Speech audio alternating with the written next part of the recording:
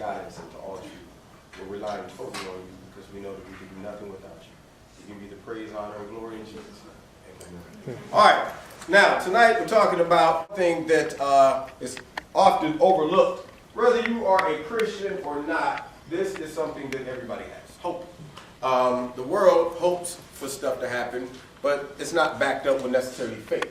You hope for the lotto, which gets me, man. My father, he played the lotto so much that when he finally quit, I said, Pop, if you would have hit, you would have just broke even. If he'd have made $1 million, he'd have got his money back. That's all, because he played it so much. All because he was hoping to become rich the quick way. People in the world hope for success. They hope for love. They hope for all of these things. They hope for healings and all of these things. But the Christians' hope is a little different. It is accompanied with some things. Your hope is really revolving totally around your relationship with Jesus Christ. And so hope steps in when faith fails. Oftentimes your faith will be tried. There will, if you live long enough and you're a Christian, you will come to points in your walk where you'll go, man, I don't know if I believe like I need to believe. Or you might have to say like in the Bible, Lord, I believe, but help my unbelief. And so if you ever get to that point, then the safety net is hope. You say, Lord, right by now my faith is on trial. It's rocky, it's shaky. But I am hoping that things are going to get better. I'm hoping that I won't remain in this state. And so hope steps in when faith says, I'm going to see what you're really about.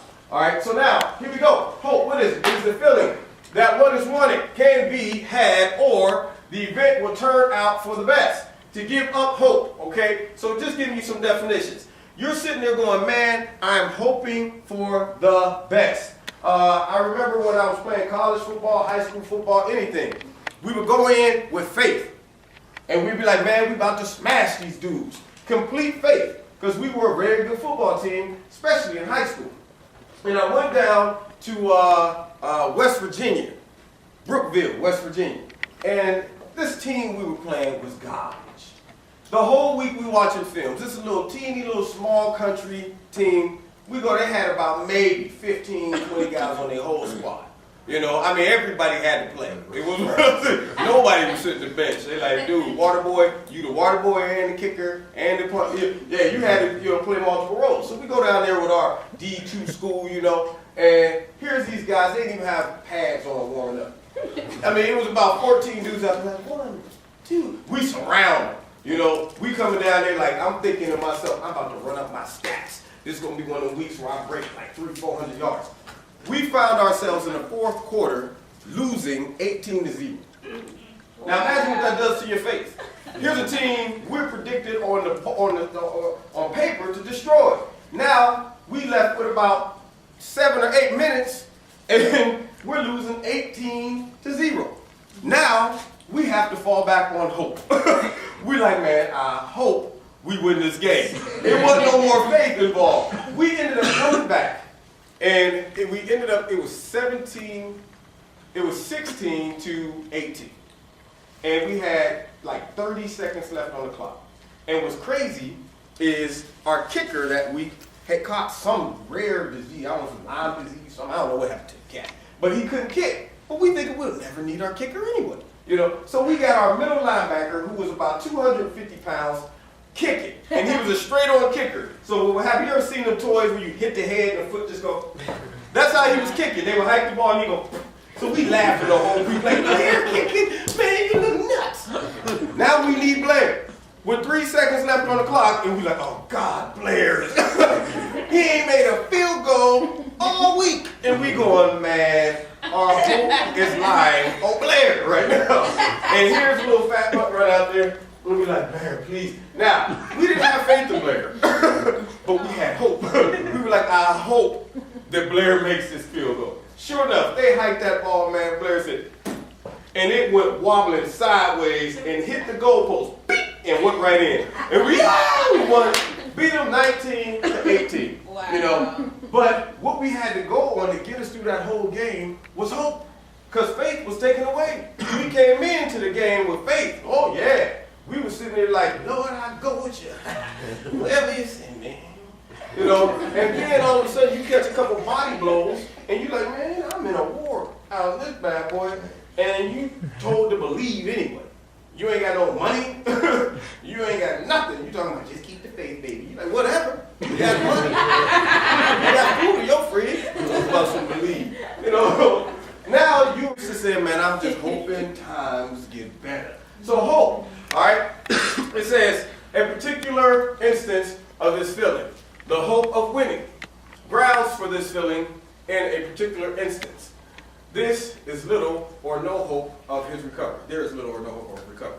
So now you're talking about the lack of hope and what it does to someone. When you get to a stage where your hope is broken, the world hits this often. And see, that is the difference between us and the world. We can be in such a horrific situation and still have hope. You know, we're going, man, the Lord can step in and do this thing in any second. You know, but the world will go, oh my God, this looks hopeless. And there are some situations where you look at it and you say, man, it's a wrap. People die all the time of diseases and so on and so forth, but there will get to a point in that disease process where hope is gone. I went today, before I came here, I went and I had to be a speaker at a good friend of mine's ceremony. She passed away. And she got to the point, she was young. She developed lymphoma after she had her second child. It was in her, and then of course the pregnancy it made it just come out. And she fought it for, first, you know, everybody was hopeful. They was faithful. Man, we're going to beat this thing. But it got to the point where everybody just gave up hope. Once you see that person, you look in their eyes. You can tell when a person goes, man, it's a wrap. They don't have that strength and will to survive anymore. They got that look like, just let me go. Right. You know, and that's when people say, man, all hope is gone. When the doctors come in and they hit you with the, we need to talk. You know, the doctors have lost hope. The world feels that.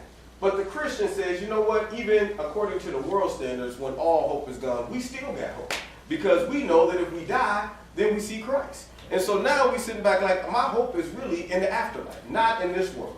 So our hope is incredible, but the world's hope is flimsy. It says, a person or thing in which expectations are centered. The medicine was her last hope. Okay? So now, people will look back and they'll say, man, have I exhausted all of my resources? Once they're all gone, then I have no more hope. But the world the church know we cannot exhaust God's resources. So this is what differs between our hope and the world's hope.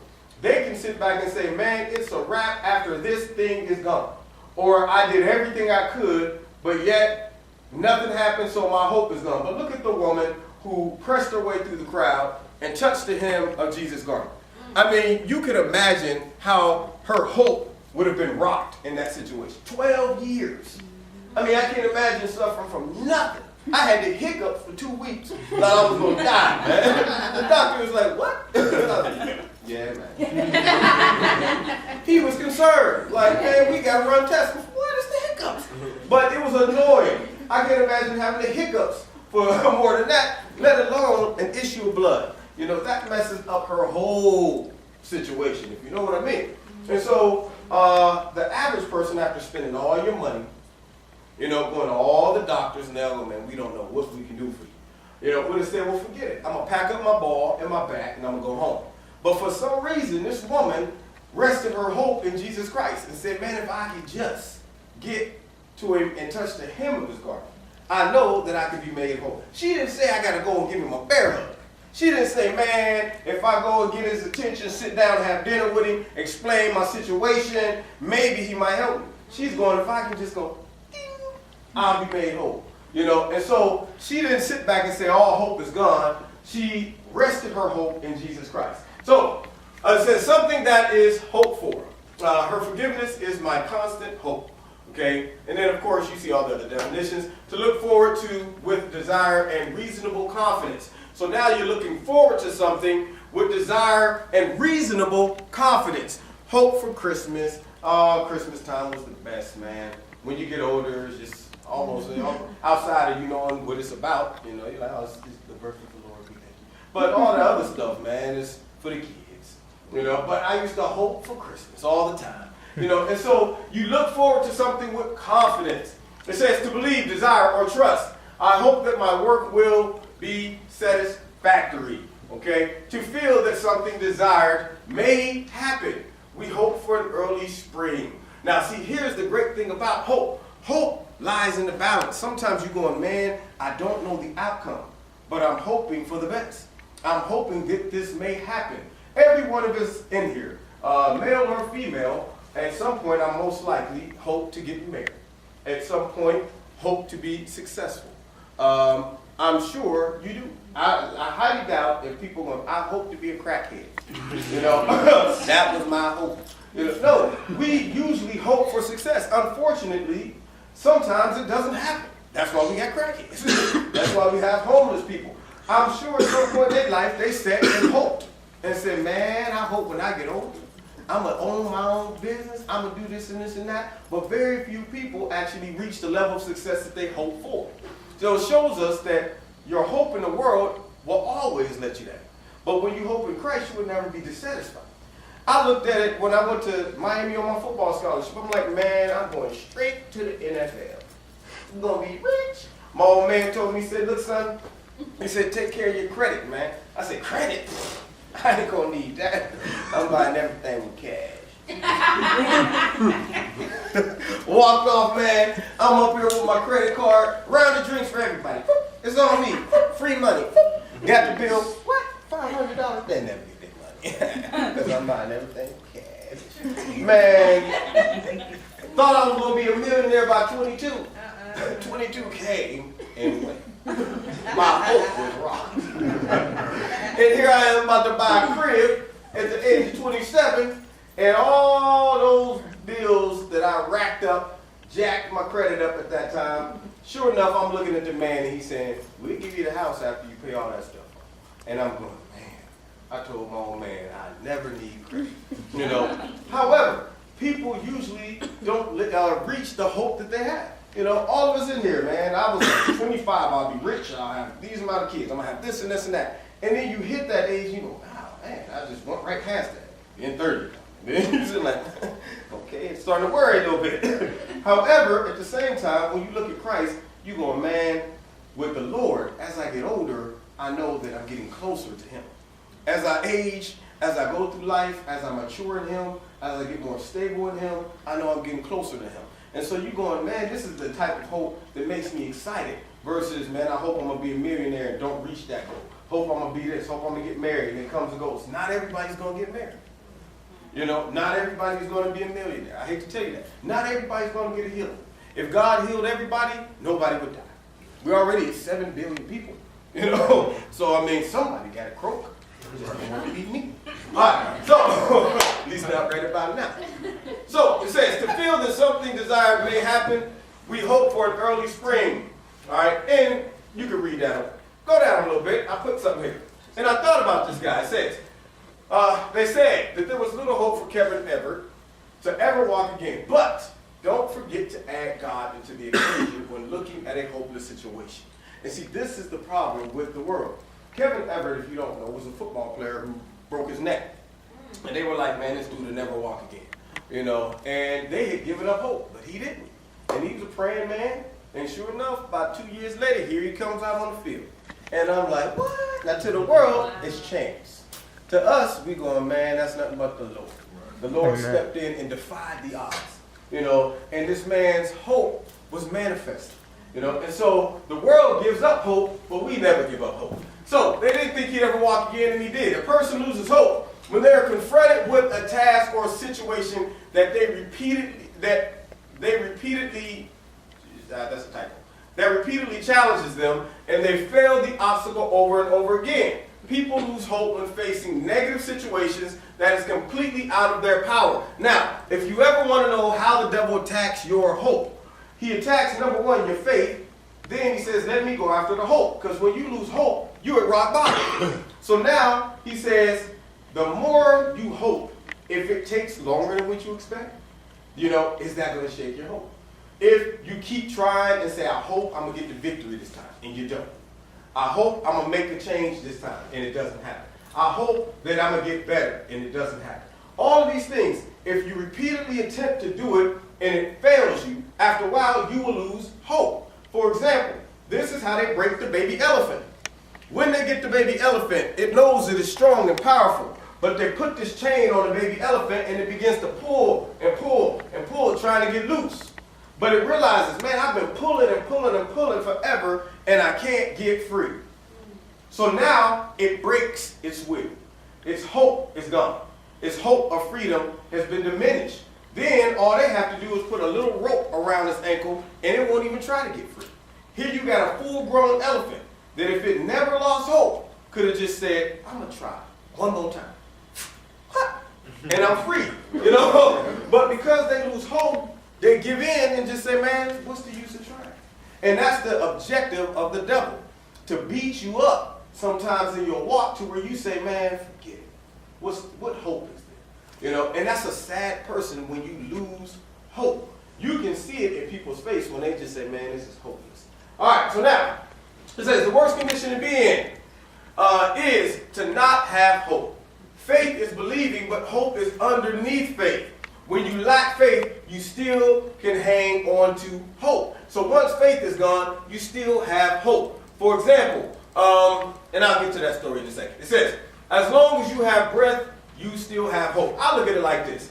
As long as I can take a swig of air, there's some hope for survival. People talk about, well, you know what? I tried the church thing and I couldn't make it, so I ended up just leaving. I'm like, or I kept messing up, I kept falling, so I just decided I'm going to do God a favor and backslide. I ain't feel like no hypocrite.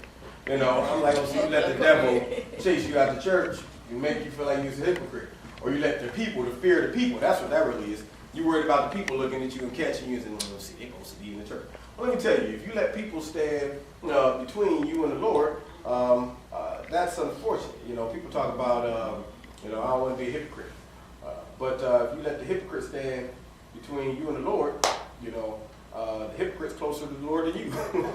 So you got to just keep coming and hope that times is going to get better. I just hang in there. And so the reason I said that is that once you said, I wrote that, says, when you lack faith, you can still have breath in your body, there's still hope. Now, what do I mean by that? I was playing a game of basketball against this young boy. At the time, I was a grown man, about 30, I think. Maybe? Not sure. And I'm going to be honest. I stink at basketball. I'm the pigs. That is the one sport. Now, it's crazy because as an African American, I play some sports that a lot of inner city African Americans just don't play. I mean, I can get out there right now and ice it. I can ski. I can play tennis. I do all kinds of sports where they go, how did you learn to do that, man? You grew up in the hood. I don't know. I just wanted to do it and try it. But basketball, the obvious sport that every black man that grew up in the neighborhood, I can't play. I'm out there like I'm straight up fighting, boxing, man. Can't try to go around me instead of, I hit you with the hat. Come on, man. Get yourself back on that side. I might just grab the basketball and start running like a football. They're like, what are you doing? Block. Just get up and throw it into the backboard. When I land, that's exactly what I'm talking about. So, but because of my pride, because I like a challenge, I let the young boy talk me into a game of basketball. We were supposed to go to 10. And, we get over to Xavier. Where were we at? It might have been at UC. I'm not sure. We was at Xavier. So he comes out, and he gives me the preview. You know what I'm saying? He gets the ball, I check him up, and he hits me with it. All of that. Now I'm impressed. I can't dribble. I dribble way up here. One hand. Don't even make me go left-handed. Don't cross over nothing. Just straight up like, look, if it don't work in this hand, it ain't happening. So he hit me with all that tricky stuff. But I know one thing. At some point, you got to make a move.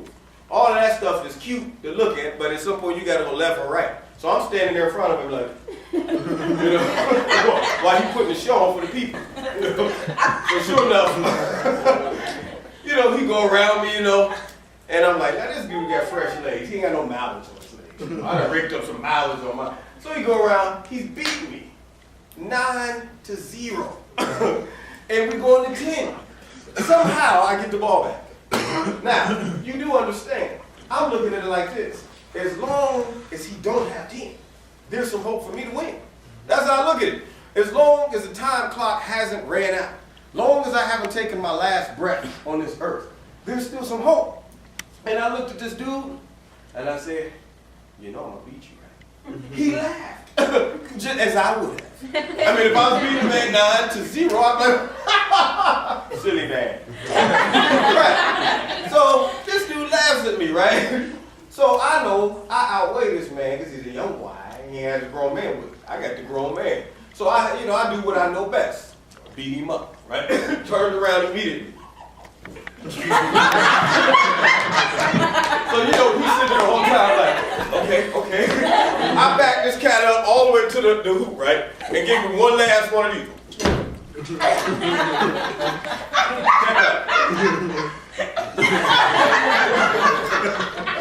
I did that for 9 straight points. Oh my God.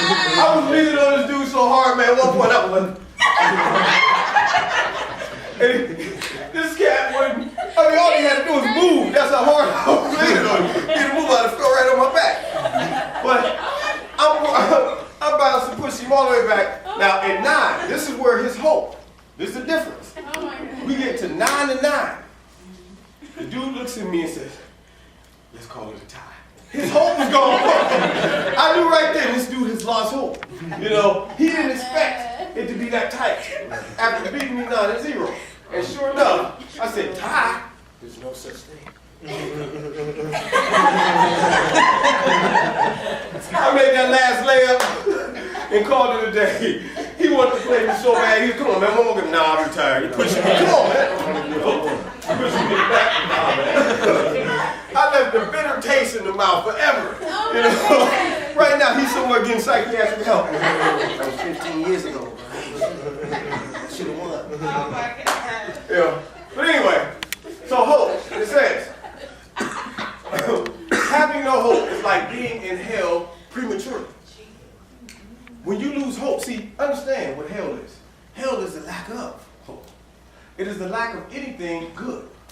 When a person gets to hell, the reality hits them that this is forever.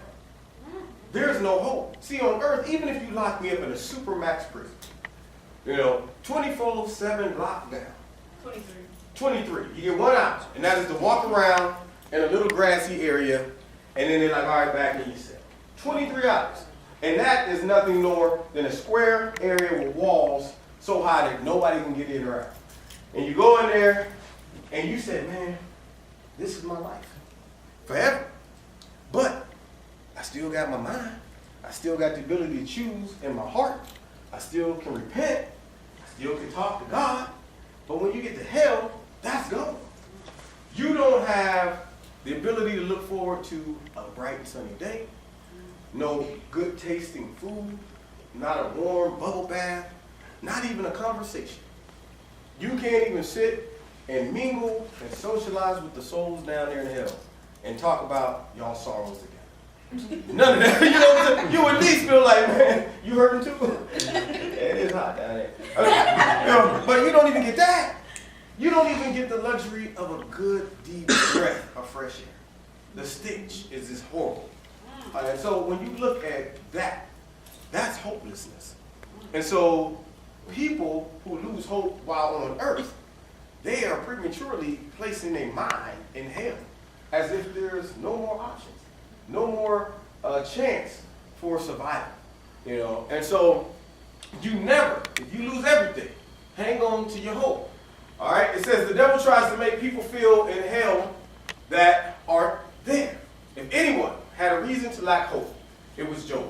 His suffering was long and intense and enough to break anyone's faith and hope for the future.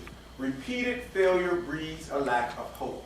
And so when people look at their situation, I've been failing, I've been messing up, I haven't accomplished my goals and objectives, even though I've tried over and over again. Now all of a sudden the enemy comes and he tries to attack not just your faith, but oftentimes your hope. But look at Job. Job 16, look at this. He says, 6 and 11. He says, what is my strength that I should hope? It says, and what is my end that I should prolong my life? Now, that sounds like a man that is broken down. Job sees that he has no strength. His condition is out of his control. Now, see, hope steps in when you say this has nothing to do with care. It has nothing to do with whoever you are. Hope is when you're saying, I've exhausted all my natural resources. Now I'm in a state where I'm just relying on God to come in and do something. Because I can't do something for myself. You know? And so, it says, he begins to question and doubt a positive outcome. The mental attack of the devil is to cause the Christian to lose hope that everything will work out for our good. Okay? A lack of hope can make a person give up on life. Now, I study, of course, psychology, and if you look at suicide, it comes through mood swings. What happens is when people crash and dip in their mood, they lose hope. They forget that every roller coaster comes back up. And when they're in that valley, that's when that demon gets in their ear and says, you ain't coming back up. You done hit rock bottom. You might as well do yourself a favor and put yourself out of your misery. Now that's the physical aspect of suicide. But there's the spiritual aspect of suicide too. Many Christians commit spiritual suicide when they are in the valley.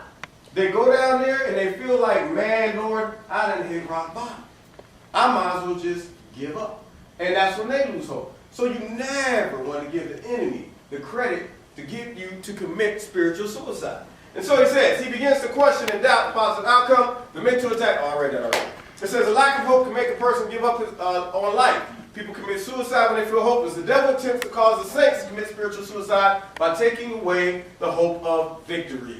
All right? Job 6:20, it says, they were confounded because they had hoped. They came thither and were ashamed. So a lack of hope brings about confusion. Okay? They were confounded. All right? It says because they had hoped. It says they came thither and were ashamed. So what happens is the enemy steps in and he says, you know what? You have put your hope in the Lord. But see, God has your hope on trial. He says, well, just because I don't step in when you want me to, will you lose hope? Will you start to go ahead and cast hope away? Will you be embarrassed to still go out there and tell people, I'm going to get it. I'm going to get the victory. I'm going to do this. I'm going to be this. I'm going to step, So what happens is when you say, I'm going to do it, it don't happen. And on your time, you thinking, oh man, it should have been done happen by now. But you done open your mouth in faith. Faith went and gone, and now you're standing on hope, and that's looking shaky. The question is, do you start going, well, Lord, are you really going? And then people ask me, hey, what's up with that so-and-so you was going to do? What's up with this? And you say that, I'm just thinking about it. Yeah, before you was like, man, I'm telling you, man, I don't see it right now, but it's going to happen because I believe. All that stuff. And then after a while, that starts getting a little shaky. And so what happened is the hope got rocked. It says, Lord, I thought you said that you were going to do it. Lord, I don't hear your voice. Lord, are you still with me? These are all things that start to tug at your hope. Lord, are you still going to rescue me? Scroll down, please.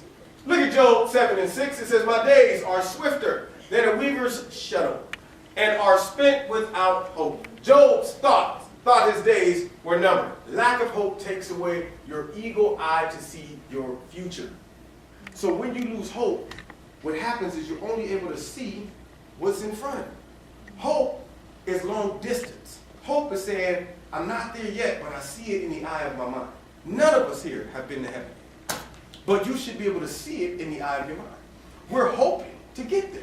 And our hope paints the picture for us. And we're able to look and say, man, I see it even though I'm not there yet. If you don't hope for heaven, why continue in the walk? Why just sit back and say, I'm doing this for the heck of it? This violates your natural desires. Christianity violates everything, mostly everything that we want to do.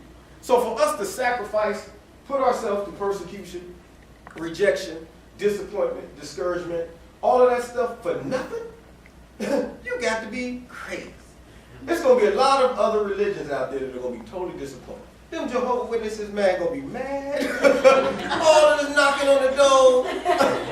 Hello, I have your watchtower here. Bam. Oh, yeah, exactly. But all of that stuff, the Muslims, man, them cats, man, they'll stop no matter what they doing to go ahead and pray at noonday. They can be in the middle of an arrest. Get out on the ground. Wait a minute.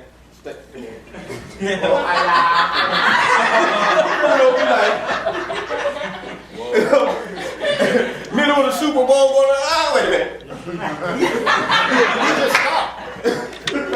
Could have had the winning touchdown. He stopped. No matter what they're doing, they'll shut it down, man. All for nothing. And I'm going, man, boy, that's going to be a horrible wake-up call. So when you look at it, the Christian, I thank God that He's revealed that He is who He is to us. And I make light of it, but boy, when you really think about it, that's horrible. Because if they could take that same dedication and commitment and invest it in Jesus Christ, they would be incredible Christians. Most of them run circles around Christians. We don't stop and pray like that. We might be praying while we eating a bagel in class. Man, Lord Jesus, bless me today. These dudes shut it down. Like, man, I don't care what I'm doing right now. Boss, I'll get the papers in a minute. You know what I mean. Call HR? I get to my Christian, So it says to see the light at the end of the tunnel. Okay? So when you have hope, you're able to see further out. You don't look at what's in front of you. All right? To see your coming out day. This is hope. When you sit back and you go, man, I am right now wrapped up so tight. Can't move, but I see a day when I'm free. Right now, I'm broke. I see a day when I'm rich. Right now, I'm in school as a freshman, but I see a day walking across that stage. So all of that stuff is your ability to see way beyond what's directly in front of you. And the enemy's objective is to say, look at, keep it, no, right here, man. But hope says, I got to go beyond where I'm at. I got to go beyond what's in front of me and see what's down the road. So that's what hope is. All right? It says, to see your coming out day. Job saw his life quickly sliding through like sand in an hourglass. The enemy had gotten Job to a point where he was going, man, all I see right now is this cancer. All I see right now is the fact that my money is gone. My family's dead. He didn't see a day when he would be given double for his trouble. And the enemy was able to take his mind off of the blessing down the road and focus on the stress that was in front of him. All right, so it says, Job 11 and 18, it says, and thou shalt be secure, because there is hope. Yea, thou shalt dig about thee, and thou shalt take thy rest in safety. If a person have hope in the Lord, there is security. The Lord is saying, I am your hope. When the enemy invades our mind and our lives, the Lord hides us in a trench. And this is the great thing about it. That trench keeps you secure enough and in the right mind enough to keep hope alive. I know we make jokes about it, and my man Jesse, keep hope alive. But that is the truth. If your hope gets killed, you are done. The kids, not the kids, but the people I was talking about on I Shouldn't Be Alive, when they lost hope and abandoned the ship. And what got me is they started off all in a little capsule, floating out there on the ocean. And of course, that first day, you got faith. You're like, I'm sure somebody's going to come and get us. Just relax, everyone. But that first day go by, going into the second, and then mid-meal cramps kick in, and that mouth start to dry up, and the sun's beating down on you, and all you see around is the ocean. I don't know if you've ever been on the ocean. That is a humbling thing to be on. You realize I have no control out here. If God says, I'm going to take my hands off of this water, it will consume you immediately. The very thing that we sip on and enjoy daily will, too much of it will kill us quickly. Quickly. I went to the beach last summer, down to, I don't know, Pacific Ocean, I don't know what it was, down to South Carolina. One of them oceans. What's the one? Atlantic Ocean? Atlantic. It was Atlantic. And I get out there in the water. And the water was hot, first of all. I appreciated it. It was like a sauna. I was like, it was better than the water in my hotel room. So I had the nerve to start walking out there, I'm footing it. Next you know, salt in the mouth, eyes burning. I'm like, what's this? I'm fighting with the water, get off me. The point is, it showed me you ain't learning nothing out here. I don't care. Water is a powerful thing. And all they saw was water. And now all of a sudden they start to scratch their heads like, this could get kind of crazy. That's when you start thinking things like, who am I going to eat? If I have If everybody else kick the bucket, I'm going to be the last man on the boat. Well, the second day go by, and they start breaking down even more. The one girl had a wound, and it was getting infected. And third day go by, now they're starting to become irrational, losing their hope. Two of them said, man, we got to drink. They said, dude, do not drink this ocean water. They said, but we sitting on water. You know, that's the logical thing to do. They said, this water would dry you up so quick and make you go crazy. They didn't think fat meat had grease. So what they do, fourth day, now understand, the body after the fourth day, third day of no water starts to shut down. You know, kidneys start to go, hey man, you gonna give me some liquid or what? You know, like, I'm gonna make you feel it if you don't. Well, sure enough, they say forget it, start sipping. All right, all through the day. Going into that fifth day, one of them sitting on the boat, standing up in the middle of the boat, looking nuts. You know that crazy look? You already know that man crazy. Just look at his eyes. They ain't really focusing on nothing. You're like, he ain't even looking at nothing. And so sure enough, they say, he says, I'm gonna go on out there and get my car. It's in the parking lot. They said, dude, your car's not out there. But they so weak, they couldn't stop him. So he just said, right in the water. Swim out a couple 100 feet, and all of a sudden they saw him just get eaten by sharks. Right. They just all they could do was watch, man, like, dude, we told him not to do it. You know. Then the next night, now understand, you're going into the sixth, roughly that late fifth, sixth day. I mean, at this point, you have no strength. You sitting there like, man, I need a drop of water. That might get me right. Sure enough, the other guy climbs off the boat for some reason. He was delirious because he was drinking the salt water. He lost hope. Now understand, the other two, there was 3 left in the boat. The one girl whose leg was cut wide open, when she died in the middle of the night, they woke up and she was just staring at them. They said she started speaking a crazy language and just died right there in front. So they tip her off the boat because they knew she would infect everybody. You know, and it's just 2 people left. You know, and they decided, man, hey, I know it looks glim, but if we die, they're going to find us in this rope. You know what I'm saying? Simple as that. I'm not bailing. I'm not going to jump out. I'm just going to say, man, all I got is a little bit of hope that somehow, some way, somebody going to come get us. And going into that 7th day, an ocean liner came by and picked them up. Now imagine if they would have gave up hope like the rest of them. You know, so many of them gave up hope and jumped out too soon. Look at all the Christians who throw the towel in, and they're going to throw the towel in days before the rapture, seconds before the rapture, minutes before the rapture. You know, all because they go, man, it's been too rough. Not realizing if they just tried a little harder, or give it one more time, or went to one more church service, the Lord might step in and deliver. You know, so hope. All right, where we at? We ain't gonna finish the whole thing. It says we can't see it, but He hides us when we are in hopeless situations. All right, so check it out. Job 14:7. It says, "For there is hope of a tree; it can be cut down, but it will sprout again, and that the tender branch thereof will not cease." So the Lord encourages us by using the tree as a wonderful example. A tree can be cut down, and all of a sudden it'll grow up again when you least expect it. Now, what's crazy about that is I witnessed this firsthand. My Uncle Ron, who was the guy who taught me how to hunt and shoot, the dude is the toughest, probably hardest man that I ever met with my bare eyeballs. I mean, when I look at him, I'm like, that's a grown man. When I used to, he owned the moving company when he was younger. He's swole up. I mean, just big for nothing, man. I mean, and one day we are moving. I'm in my prime. I'm 17, you know, full of testosterone. We moving some furniture, and there's a full-blown dryer on the truck. He said, "Hey, boy," that's what he called me. He ain't call me by my name. He said, "Hey, boy." He said, "Go over there and pick that dryer up and take it in the house."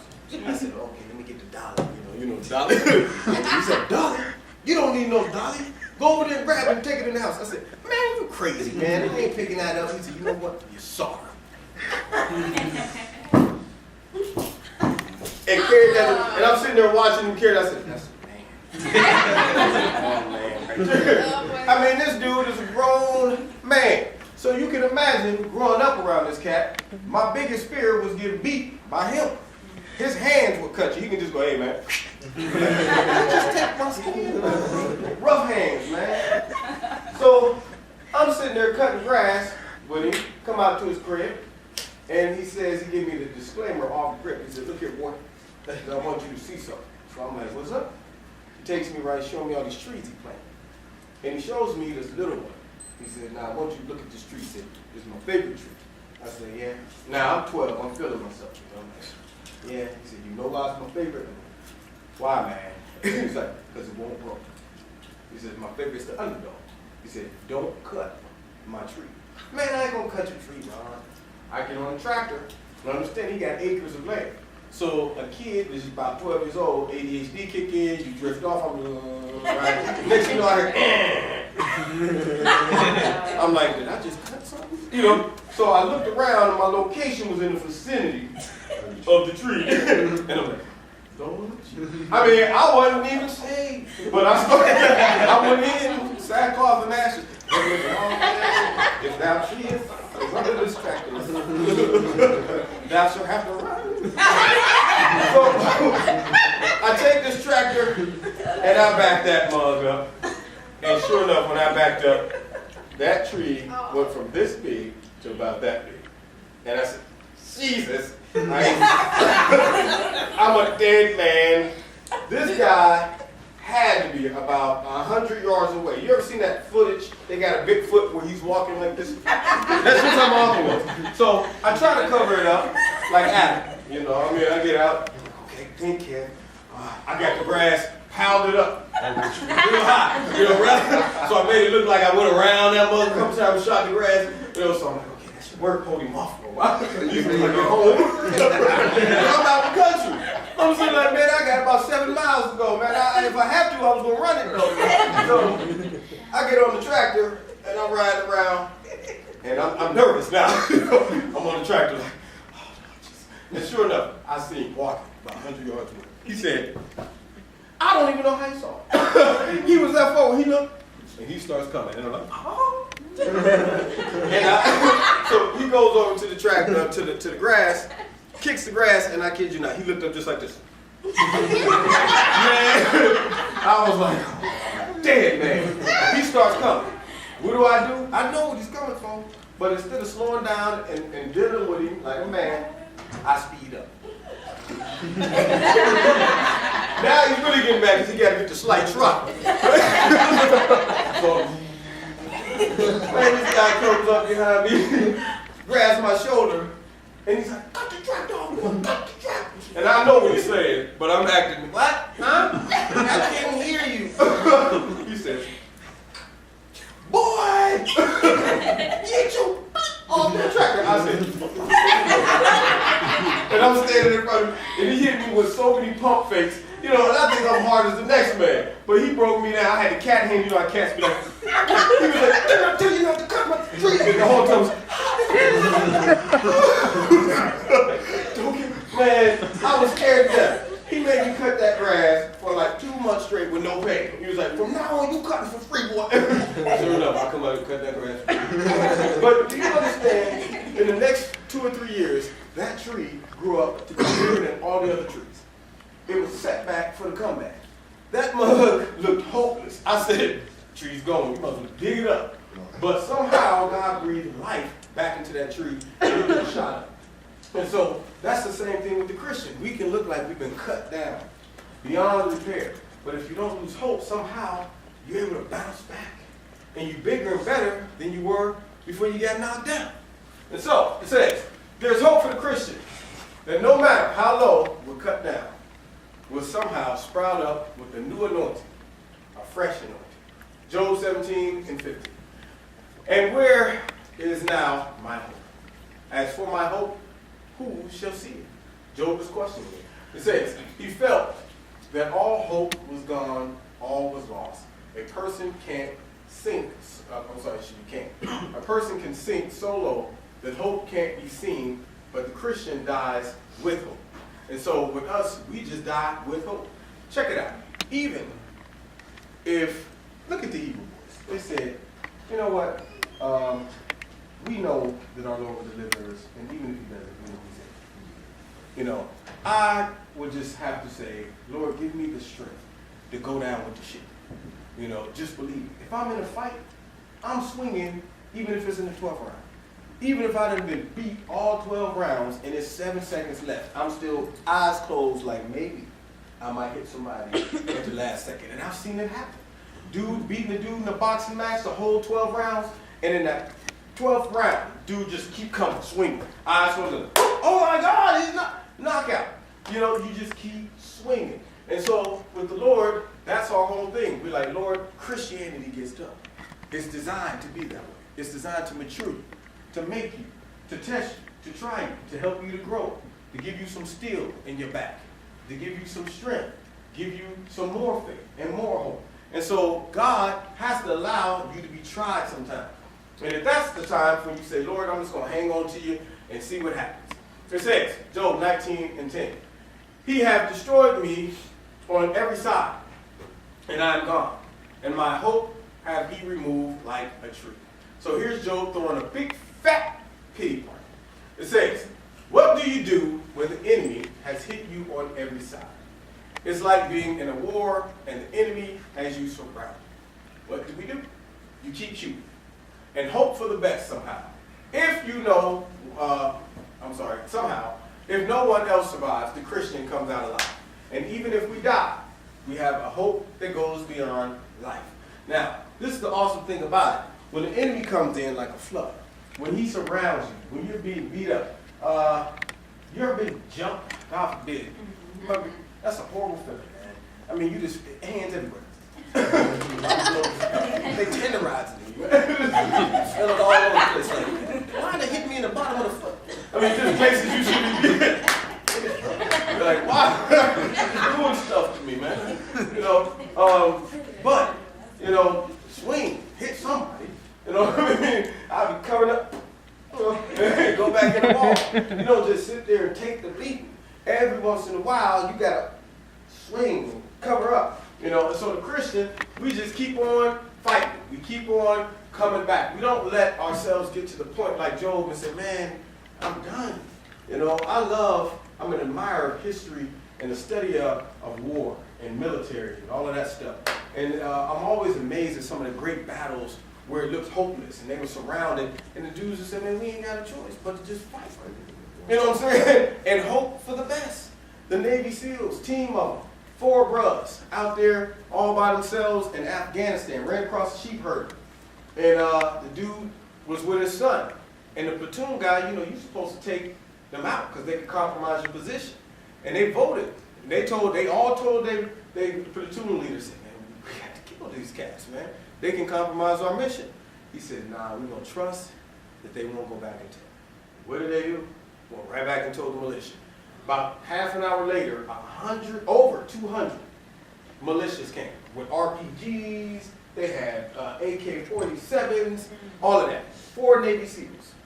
These dudes held these cats off for 2 hours, 4, and killed roughly 120 of these dudes. Do you understand how hardcore these dudes are? We ain't talking about the average man. When you got 4 brothers and 120, that's enough to shake anybody's faith and make anybody give up hope. And they said, man, we coming out of this somehow. And they went to work. Next you know, the first dude went down. Up, now it's 3 of us. Kept fighting. Then all of a sudden, all of them is shot at this point. So the platoon leader says, you know what?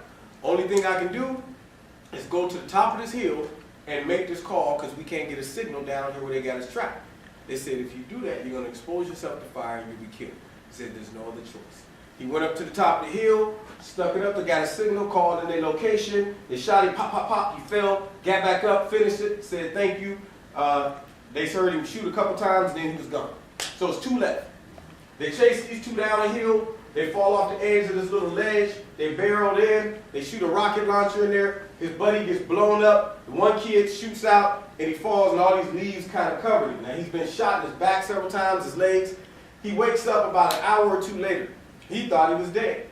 He crawls for 2 miles to the next village. You know, it's amazing. The will to live. This dude's like, man, I'm not giving up. And they ended up rescuing him. And he lived to tell the story. You know, and so they were up against incredible odds, surrounded, but they never gave up hope. They never said, coming up with their hands up. They said, man, we have nothing else to do but fight. And if we die fighting. You know, and one of them ended up surviving. All right, coming down to the end. Ephesians 2:12. It says, Antoine, would you read that? You haven't read all day today. That at that time you were without Christ, being aliens from the commonwealth of Israel, and strangers from the covenants of promise, having no hope, without God in the world. Now check this out. Look what God does for us. Without the Lord, he's showing we have no hope. Without Christ, I feel sorry for the world. They can live it up all they want. They can enjoy riches, fame, fortune, all the pleasures of this world. But at the end of the day, when the clock strikes 12, and they take their last breath, and their tongue cling to the roof of their mouth, and their blood slows up in their veins, they will have no hope. But the Christian can live a poor, lowly, meek life, but still have hope, still have joy, because they're saying, man, it's all going to be worth it when I get to heaven.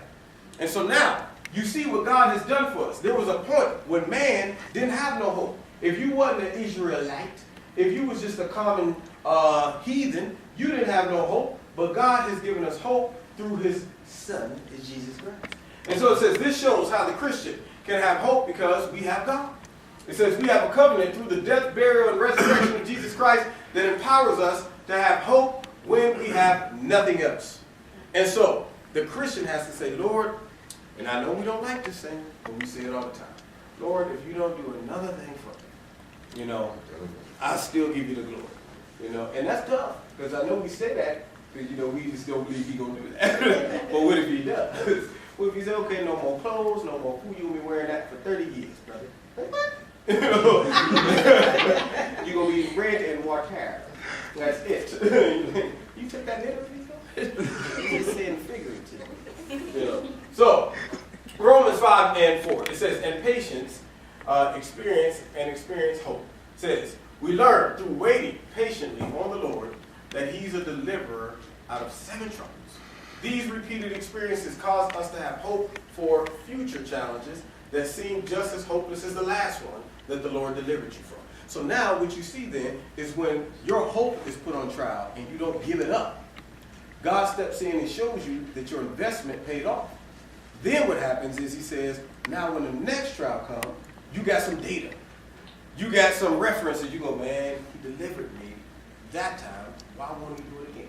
Look at my man David. I was just listening to it the other day. When he rolled up on the scene and you got this almost 9-foot tall brother down there beating his chest, talking about, come on down here. I want a piece of whoever. And you about 5'10", and you about 16. I mean, could you imagine being there? I would love, if God could take me back at one point in history, I would love to be there at that fight, man. Because you got to figure, if I'm in the crowd, I'm thinking of me right now. If I'm down there and I see a brother that swole up, talking about, come on down here, I've been killing since a kid, and you like, he ain't talking to me. That's what they all did. He ain't talking to me. Saul, the tallest one that should have been going down there first, he's scratching his head like, I'm the king. See, I can't afford you, big kid. He's going to run the show. So now you get a kid who rolls up on the scene talking about I scrap with him. What confidence? I mean, David rolled up on the scene like, what, he's a cop? I mean, he didn't even go, man, that's tough. I guess I'll fight him. He came down like, this dude is the one that's causing all this ruckus? Man, I'm about to go down there and smite this guy.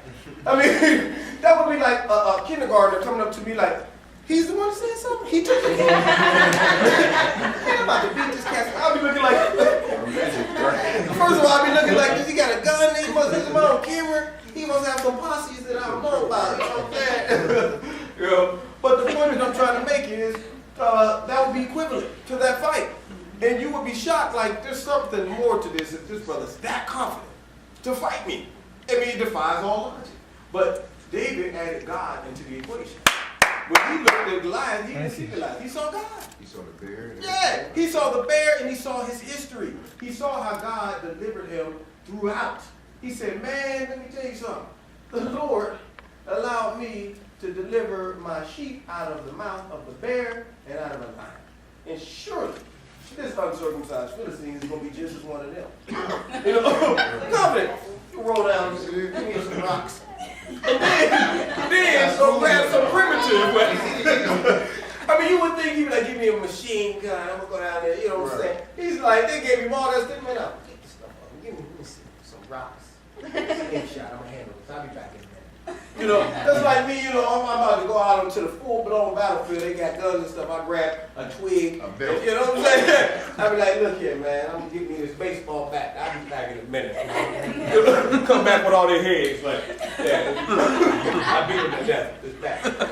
Now, he goes down there with complete confidence. All because he was referring back on how God delivered him before. And so he's going, man, my hope is really sustained by the evidence that God has shown. He's showing me that, man, I can do it once, I did it again, and I'll do it this time. If you just hang on, your hope enlarges every time you hang on to it. It's like lifting weights. Every time you go into the gym, the muscle is torn, but then it reconnects and it grows. It gets bigger and bigger. All right, so here we have it. Which one we on, Antoine?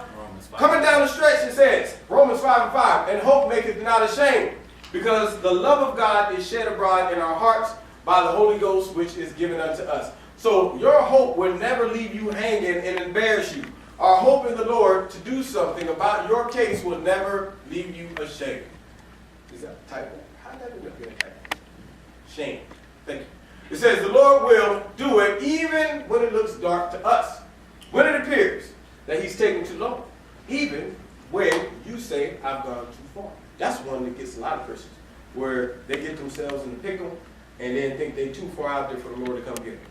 Man, that's a tough one, man. When you go, man, I'm so far out here, will God come and get me? You know, but what else are you going to do? Look at Peter. When he said, hey, Peter, where's everybody? And they all left you. Will you leave me too? He said, where am I going to go? You the one that got the words of life. I mean, if you out there, you just sit there and say, come get me, Lord. Here I am. You know, just get me somehow. Like my dogs did when they jumped in the swimming pool. And they totally relied on me. So, it says, just keep saying, Lord, I still have hope that you're coming for me soon. And that's the greatest thing about the Lord. You sitting back like, Lord, just come for me. And you know what I love about Jesus is he knows when you're serious too. He knows the difference between you just saying, Lord, I want you to come versus you're desperate. You're in trouble. He knows that last time before he reaches in and grabs you, when you're on your last leg. And so what happens is, just like any parent, a parent knows the difference in the cry of a kid, how serious it is, the sense of urgency. My mom would be upstairs and she'd hear me and my brother down there playing, and I'd be, stop it! Leave me alone, Tony! You get me sick! Mom! She knows I'm just aggravated. You know what I mean? But one day he's playing around, I felt him bust my head to the white meat, and that cry was different. She was like, you heard the feet. So quick. I mean, she was like, that's a different cry. I know that one. That ain't one of those I'm just aggravated. I'm in serious trouble. You know, I used to breed puppies, and I knew that. I'd be upstairs asleep, and all night you hear them. And I'm going, ugh, can I get some sleep? One day one of them got stuck in a crack, and the scream changed. It was serious, like, ah! You know? And I ran downstairs like, I jumped about the bed, booking like, uh-oh. You know, so there was a different cry when you like, Lord, I'm in serious trouble here. You know? So anyway. All right, coming down the stretch, where we at, Antoine? Romans 8:24. It says, for we are saved by hope. But hope that is seen is not hope. For what a man seeth, why does he yet hope for? Now see, this is the great thing about the Lord, because he would say, hey man, I'll tell you right now, if I showed you, salvation before you release your faith, that ain't going to cause you to have faith and hope in salvation. If he showed you the end from the beginning, where's your hope? You don't even have to have it. If I say, man, I hope that I'm going to be rich, and God shows me the money, you're sitting right there. He says, just relax, go through the motions, eventually you're like, well, why do I need to hope for it? I see it. Just waiting. Like right now, my uncle, the one that's telling he has no kids, he's going to leave me some stuff. He owns his own business, and if I outlive him, I'll get everything he owns.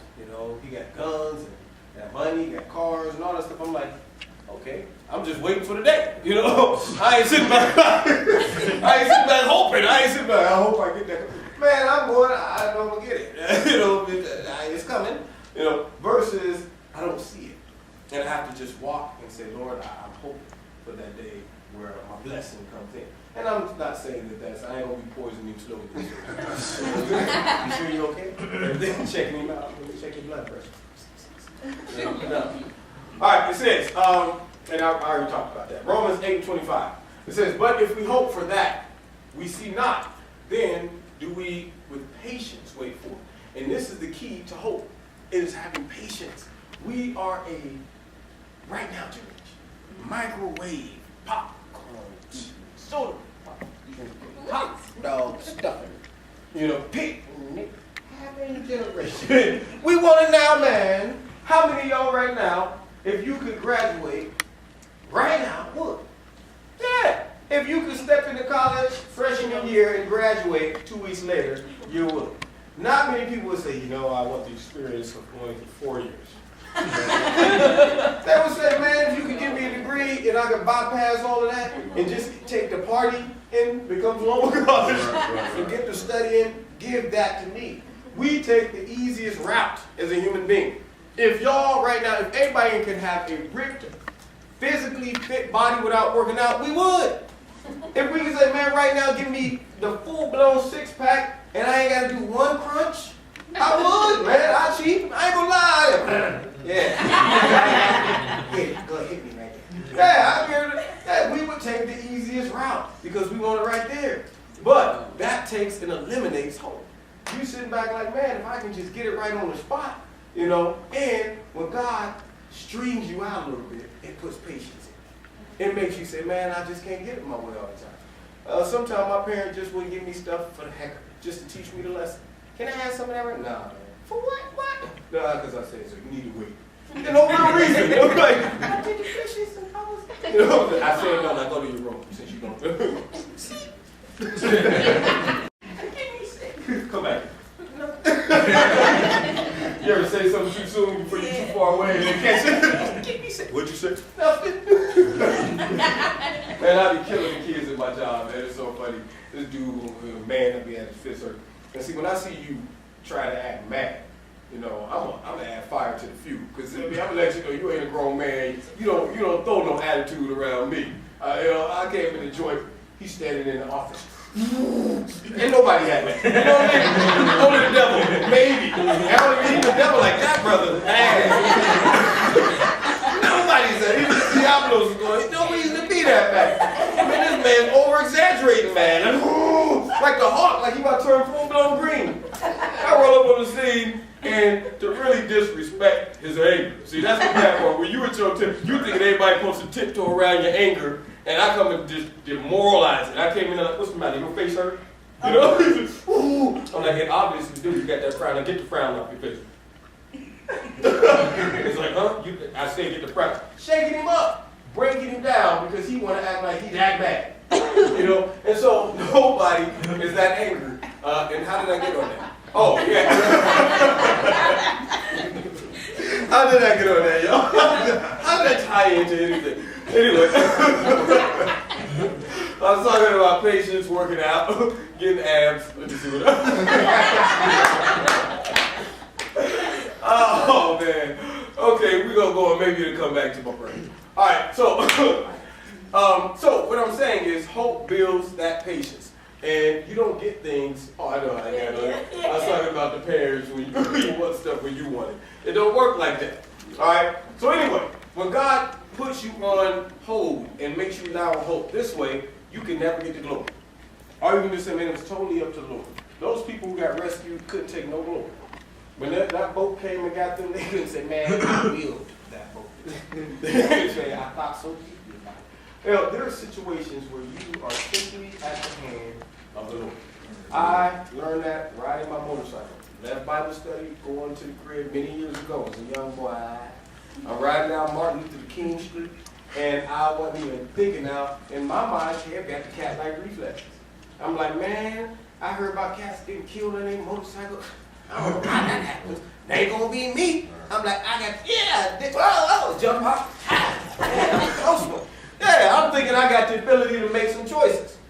I'm riding down, ain't even on my mind, because this girl is in a lane here. I'm coming down this lane, and for no reason. It wasn't like she was going around traffic. She decides, I'm gonna come over in his lane. Didn't drift. It was the full-blown and before I could even go, Jeep, all I could turn my steering wheel and go for the ride. And I'm in the air looking at the sky. Oh, wow, that's pretty. That's nice. Oh, is this the ground? Yeah, man. And so at that point, my body was simply at the mercy and the grace of God. I couldn't stop it. And I remember thinking, when I hit the ground, I was spinning and rolling down Martin Luther King, and I was thinking to myself, if I could just stop my body from rolling, I might be good. Couldn't even do that. I mean, it was just like, yo, you got to go through this process, man. And hope you come out on top. So you quickly realize that God will show you who's in control. And it makes you have to simply say, Lord, I can't take any credit. You ever get sick? I used to crack up when I hear people give testimonies in church about being sick all the time. Like, come on, who's that sick? Every time. I get my body. But they're all old, so you just like, come on, y'all just be, y'all big babies. Because when you're young, you don't expect to be sick. And you just think they just complain. I'm pressing my way. It's always a press. I'm like, why every Sunday is a press? So I would kind of just listen to their testimonies like, okay, here you go, let me guess. Beating them to it. I'm tired of my body. I had to press my way. Know what their testimony is going to be about. and here, are you getting this on tape? I'm going to go ahead and make a collection of all the little So anyway, my point being is until I got sick and it got out of my control, I didn't respect the fact that you can get to a place where you're going, Lord, if you don't come and do something, I'm going to die. And I was literally laying there on the bed and couldn't do nothing. Nurse had to, it was embarrassing. I'm grown, swole up, and she's rolling me over. I'm feeling still gentle. And she here, that's real. Scrubbing me and be gentle with me. I mean, I was messed up, man. So for me to get to that point, it got to the point one time I literally said, Lord, just take it. I mean, that's how sick I was. Like, Lord, just take it. And he said, not yet. I got some things I need to do with you, not yet. And then I heard Pastor's voice coming, Brother Kevin. Thank you, Lord. And it looked like the hospital room. Romans 12:12. Rejoicing in hope, patience in tribulation, continuing instant in prayer. Oh, yeah. So here's the key. Why? It says, what do we do while we're hoping? All right? In our suffering, in our affliction, in our sorrow, we keep bugging the Lord through prayer. We find strength in hanging on to our hope. That is what gets you through sometimes, man. I'm going to keep it 100. There's been times in my walk where I'm like, I ain't got a prayer. I can't even get a prayer. I done been there where you're like, man, this hitting the ceiling and coming straight back down. You just sitting there like, I just mumbles the word. You just going, all I can do right now is wait and hope that God's going to do something for me. And so you just sit back and you just hope and hang in there. I thought that was it. Is there one more to scroll down there? It's the last scripture. That's the last scripture? Romans 15. Romans 15:4. For whatsoever things were written aforetime were written for our learning, that we through patience and comfort of the scriptures might have hope. And see, this is what was great about it. God inserts stories in the Bible, and he uses his word to give us support for our hope. He's going, man, let me tell you something. You draw from my word. You draw from the experiences that I've shown you through other people's lives, and it gives you hope. When I look at some of the old brothers and sisters who have passed through our age, and they older now, and it seems like they ain't never had a struggle in their walk with the Lord. You looking at them, and they look so seasoned and just at peace, praise the Lord. I'm going, how'd you get there? Every day I'm like this, fighting for my soul, and they walking around like, I see Jesus last night, he was in my room. He was talking to the Lord. No, he was literally there. He's always there. You don't see him? So like, you ain't maybe I ain't deep enough. Hello. I love psych somebody out like this. See how he's right here. Look at him. Say hi. Hello. Make them think they're crazy. See, everybody sees it but you. So anyway, you got to look at it though. It says hope is possible, wrapped up, supported, inspired, all by the Word of God. So when we read the Word of God, when we rely on the Word of God, when we study the Word of God, it increases our hope. We're sitting back like, man, if it wasn't for the Word, I wouldn't even have hope. If it wasn't from Jesus saying, these things shall come to pass, these things will happen, I wouldn't have hope. All right? It says his reliable word, and that, of course, it is the reliable word of God.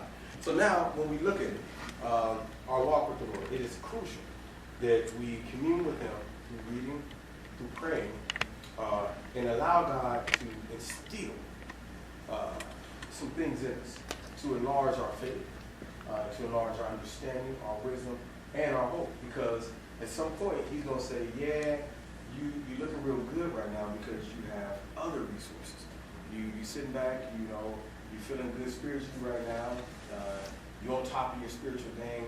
But let me see what you do when I start taking some of those things and pulling it away and see what happens when you back up it's up against the wall. When you look around and everybody is split, and when you feeling like, man, I'm in a real pickle here. Do I throw the towel in, or do I say, Lord, I will hope for prayer? And knowing your character, it is very unlikely that the Lord would leave you hanging. He specializes in rescuing you so he can get the glory.